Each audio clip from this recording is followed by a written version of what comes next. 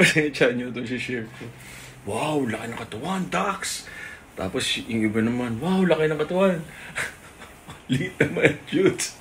Iba talaga, no, pag Pilipino. Anyway, sobrang dami kong tawa sa comment section. Thank you so much, guys. At least namamonetize natin. Haters, tsaka admirers, na-appreciate ko kayo lahat. Ano lang talaga, huwag sanang mangyari sa inyo yung try nyo gawin sa akin kasi happy na ako sa buhay. Basta masaya asawa ko. Healthy kami, okay na eh. Tapos nagsusumikap, magtrabaho. Diba? Pero yung ibang tao na ginagaya nyo, isipin nyo lang may pinagdadaanan.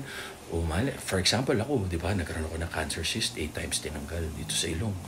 Diba? So, mamamatay ka na or magka-cancer ka. Nagka-cancer na nga, parang kasamahan nyo naman. Diba? Ang dami nyo wini-wish na mamatay ako. Bakit?